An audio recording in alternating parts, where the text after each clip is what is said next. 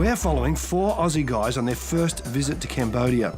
They're part of a team that has come to work with aid organisation Samaritan's Purse.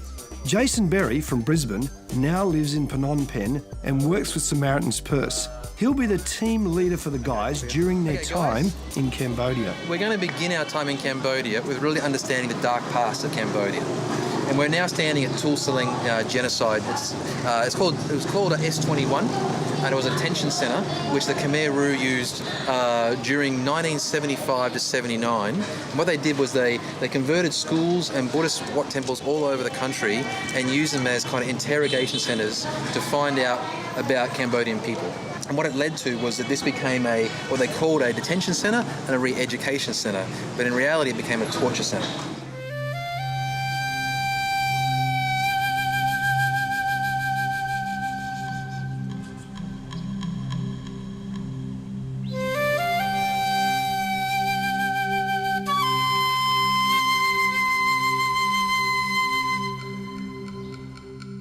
The museum contains many of the implements of torture used by the Khmer Rouge. The black and white images are of the thousands of Cambodians who were imprisoned and died here. Images taken by their captors. I think I said to the guys that, you know, as a father, you think of your own kids and, you know, all you want to do is protect them. And then you see the images of people just having their own children just ripped out of their arms, and you know, they got killed for saying they loved someone because you weren't allowed to love people, and I physically can't get my head around it.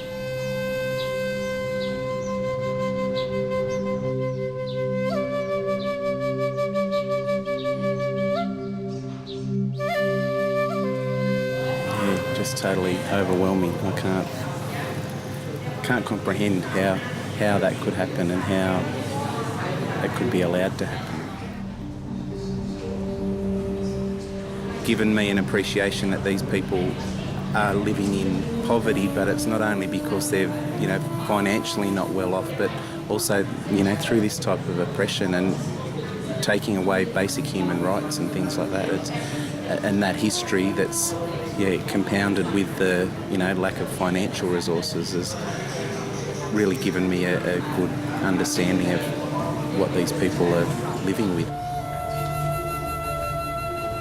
I'm amazed that one person could do something so disgusting to another human being.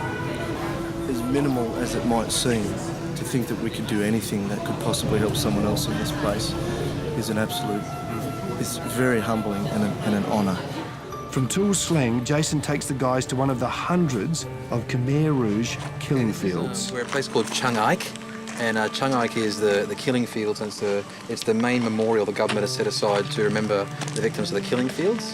Behind me you'll see the stupa, and the stupa is the official memorial built, and I don't know if you can see from here, but there's shelves of human skulls going all the way up to the ceiling. So it's a very sombre place. Behind the stupa is also the mass graves. You actually see the mass graves, and a lot of them being exhumed, and you get to kind of get a feel for how the Khmer Rouge treated people.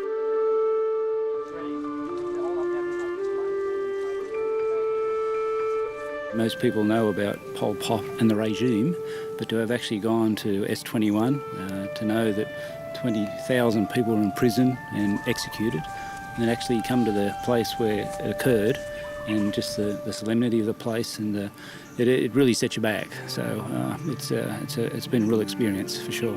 It's not only the Cambodian population was killed, the history, culture, education system. Just to understand that the bulk of the elderly population were the ones that perished right through, like 2 million people perished in genocide in Cambodia, and to think that most of the people growing up to lead are all the younger generation.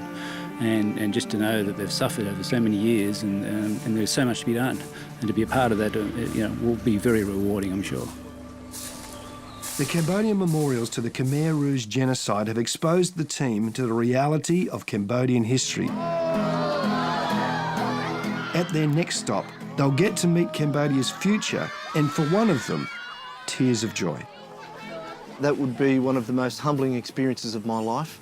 From the moment that we arrived, the whole time, I'm I'll admit that I had tears in my eyes the whole time to think that these children who have been rejected, forgotten, sold, are so loving, so kind, and happy. Frankly, they taught me within a couple of hours a lesson on being content and happy. Bye. Bye.